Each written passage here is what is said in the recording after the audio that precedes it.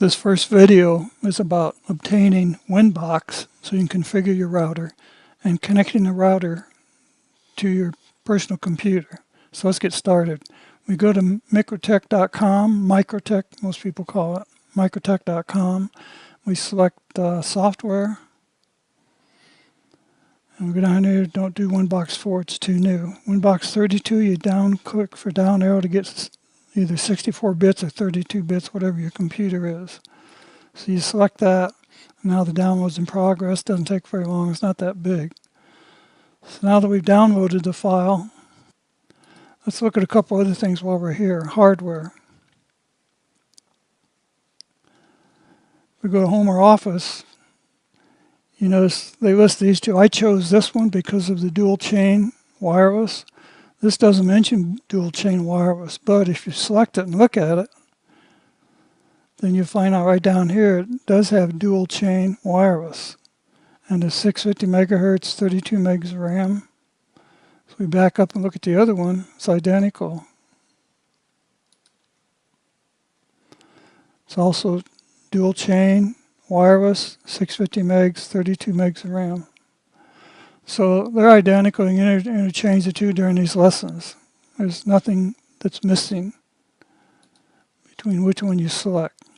So I'm going to use this one because I have that in my hand right now. It's an older version, but it still has all the same features. The new version is still in the mail. When it shows up, we'll take a close look for any differences between them. Okay, let's get your router connected to your computer.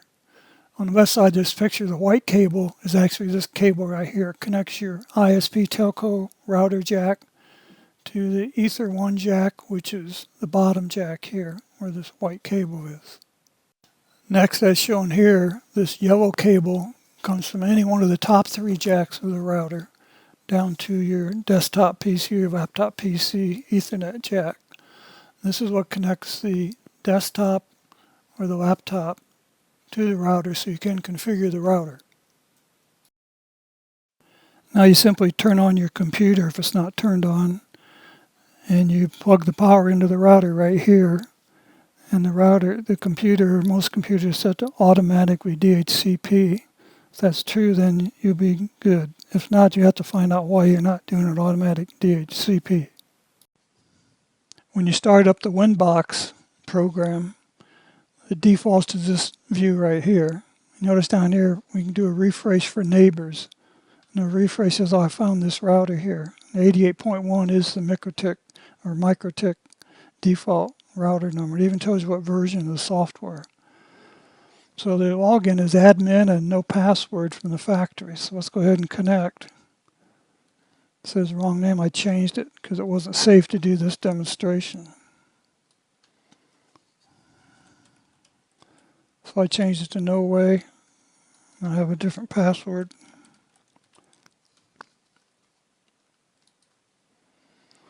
Now I connected.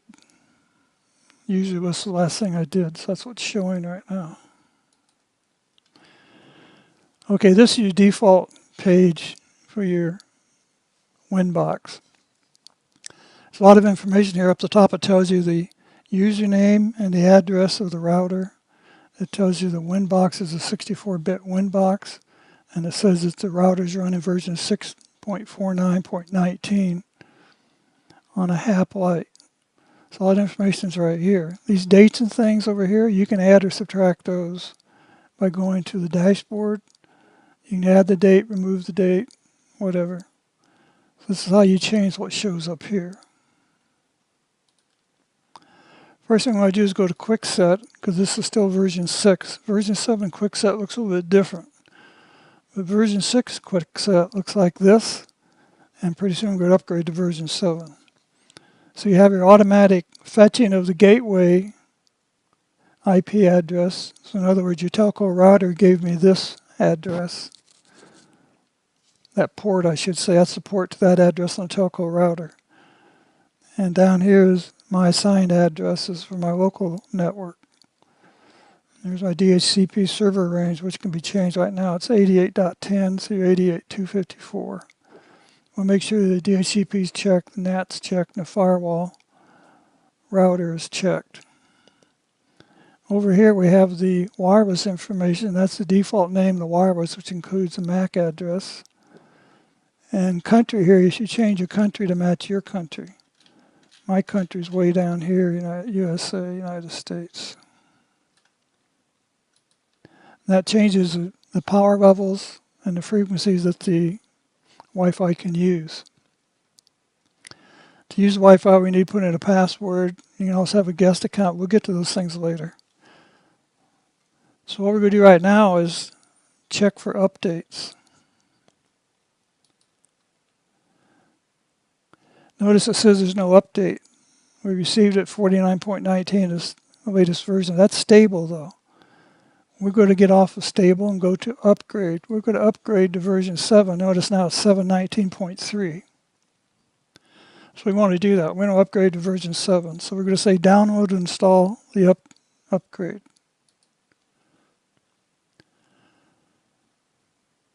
Right now it's downloading it. You can see down here it's downloading the upgrade. Now it's rebooting after it did the download.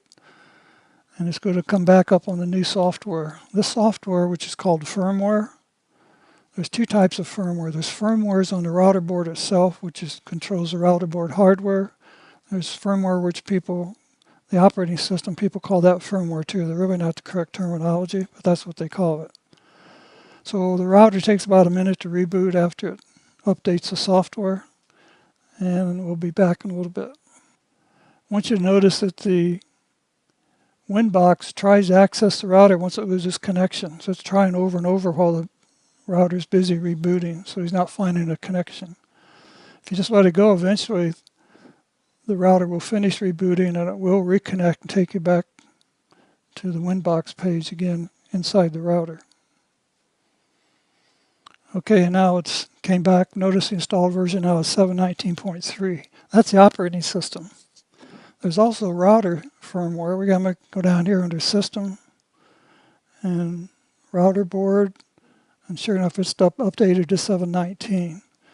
See, my router originally had 6.4.2. It was a couple years old. 6.4.9 is more recent. And now we're at current version 7.19.3. So that's how you update your router board. It's done as part of the normal update. You want to make sure that you have an IP firewall. It should be default 11 rules. Those 11 rules will protect your LAN right from the start. We can do things later to enhance it, but this gives you very good basic protection. Another thing we can do, we can come down here under IP and we look for services. These services are the services that allow connection to the router configuration itself. These are not the services that the users can use while they're connected to the router. So we can disable all these except the one or two that we need, which reduces the footprint of people trying to hack into the router. So in the next lesson, we're going to take a radical step. In the next lesson, we're going to make this router only accessible using SSH with a key file. This will greatly increase the security of your router. The people have to have the key file to get into your router, including you. So we'll go into detail on that in the next lesson. Okay, let's assume for the moment that you can't connect the router no matter what you do. We're going to unplug the gateway cable on Ether 1. We're going to take a pointed instrument, hold down the router reset switch with the power disconnected. You can see it right there. You can hear it when it clicks. We're going to hold it down and plug in the power connector and wait until the bottom LED stops flashing. Right now it started flashing. Now it stopped flashing. So we can let go of the reset switch at that time. That should do a factory reset on the router. Another problem that you can run into is that when you go to look at and get this to work. Go look at your firewall. There's no firewall rules. Let's say this was blank. There's no firewall rules. So what you have to do is reset the router back to default configuration. And by doing that, it will install the firewall rules. So the way we do that is go to System, come down here to Reset Configuration. We'll keep our user's name, which in your case is probably admin with no password, but I want to keep it because there is a bug someplace where it doesn't always work if you don't check that. So we're going to Reset Configuration back to the default configuration. And let's go to Reboot and do that. And now when we come back and select the address ports, I should say the IP addresses, and connect, you notice we get a different default configuration. This one looks different. It does different things. We'll say OK to this different one. I'm not going to change our password right now. We go over here and look at our firewall. It's there. So I want you to understand the difference between a reset, factory reset with a reset switch, and a configuration reset using the system menu on Winbox. Now that we have a firewall in place, we're going to add a new user. So we'll come down here to System, and you can't see it, it's just full of the edge. Users. We're going to add a new user. And we'll give it a name, No Way. Make it a full access user. And give it a password. Repeat the password.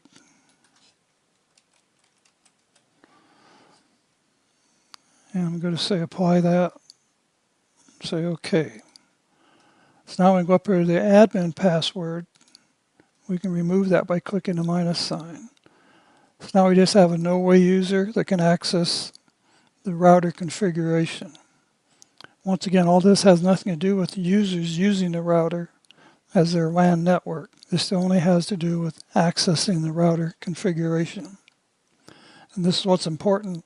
You limit who can get in here and change your router, therefore you limit who can hack your LAN devices. That concludes this initial lesson. Hopefully you have been able to connect your router and see Winbox in use.